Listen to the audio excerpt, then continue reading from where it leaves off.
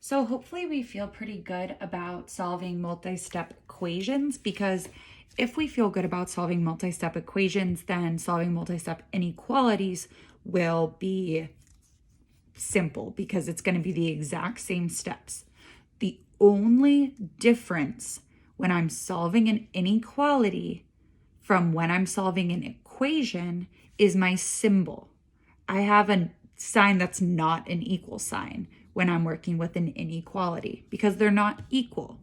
So what I need to remember is that while I am solving, I need to flip the sign if I multiply or divide by a negative number.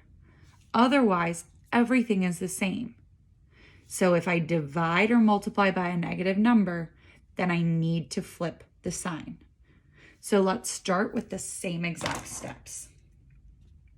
The first thing I'm going to do is draw my line down my inequality symbol.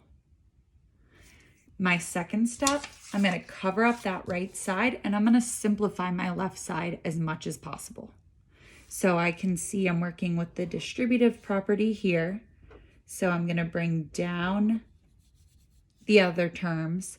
I'm going to distribute -3 to x, and I'll get -3x. And -3 times -4 is +12. I'm going to circle and square so that I can tell my like terms apart from one another. And then I'm going to combine my like terms. X minus 3x gives me -2x. And 10 plus 12 gives me 22. Once it is as simple as it can go, then I can look at my right side. And I need to simplify my right side. Luckily for me, 0 can't be simplified any more than 0.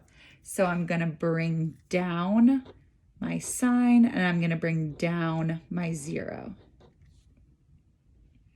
Now I'm going to circle my constants, and I'm going to square my variable term. My squares are already on only one side, so now I just need to subtract or add to get rid of the circle. So I need to subtract or add so that my variable is by itself. So because we have a plus 22, I want to do minus 22. When I subtract 22 from 22, I get 0. And when I subtract 22 from 0, I get -22. Now that I have just one term on both sides, now I can do multiplication or division. Because this -2 is attached to my x as a coefficient, we know it's attached with multiplication. And in order to get rid of multiplication, we do division.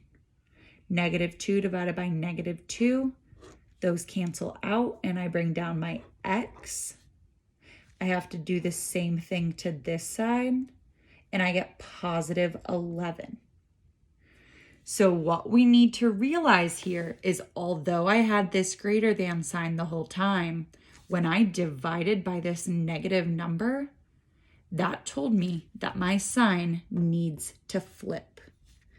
So I end up getting x is less than 11. So when I go to plot this on my number line, so I'm going to start at 7, 8, 9, 10, 11.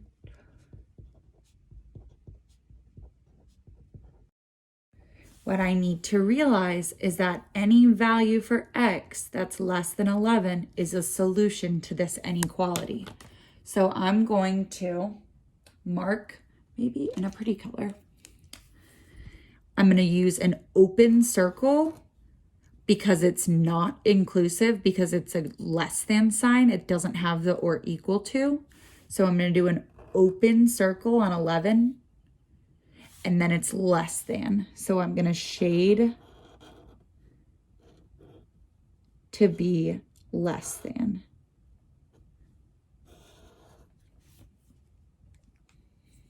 And that is it. You can always check yourself by plugging in one of the solutions to make sure it keeps the inequality true. So let's do 10 because 10 is less than 11. I'm going to replace all the x's with a 10.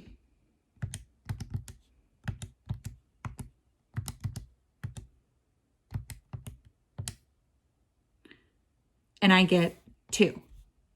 And remember, my inequality wants something that is greater than 0, so I am good to go. And then let's just do one more example to make sure we feel good about these. My first step is to draw my line down the middle. Once I've drawn my line down the middle, I'm going to cover up my right side and simplify my left side. Looking at this, I can tell my left side is already as simple as it can be. So I'm going to cover up that left side and I'm going to simplify my right side. I can use the distributive property on this right side and I can do 3 times 2x and I'll get 6x. And I can do 3 times 1 and get 3.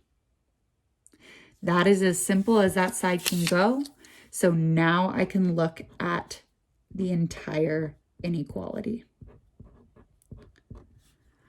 Now I'm going to circle and square my like and unlike terms. So my variable terms, I like to put a box around, and my constants, I have a circle.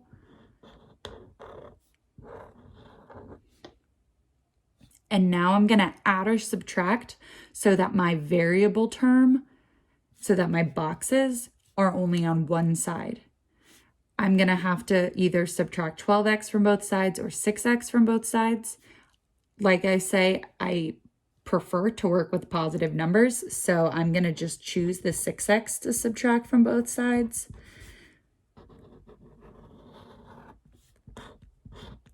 My 6x cancels out. The negative 6x and the 6x cancel each other out. I'm going to bring down what's left on my left side, which is 15 plus 6x is less than or equal to 3. I'm going to draw my circles and my squares again. And now I need to do addition or subtraction so that my circles are only on one side and it's the opposite side from the box. So we're trying to get our variable term totally by itself. And in order to do so, I need to get rid of this constant, which is positive 15, that's on the same side. So I'm going to subtract 15 from both sides. I'm going to bring down my 6x and my less than or equal to sign. 3 minus 15 is negative 12. I am almost done, but not quite, because I still have a coefficient on my variable. So what I need to do is divide both sides by 6 to get rid of that 6 attached to my x, and I'm left with x and negative 2. This number that we divided by at the end is not a negative number. Because it's not a negative number, the sign stays the same direction. So when I go to plot this on my number line, I'm going to do negative 5.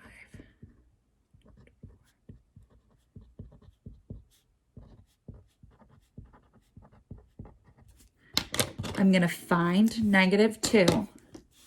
And I'm going to fill in my circle because it is an or equal to sign. So we've got a solid circle this time. It includes the negative 2. And it's less than or equal to, so I'm going to shade going left. I can check my answer by looking at one of the terms that falls in the solution and make sure this statement holds true. So I could either choose negative 2 or negative 3 or negative 4 or any of the solutions over there to make sure that this left side remains less than or equal to this right side.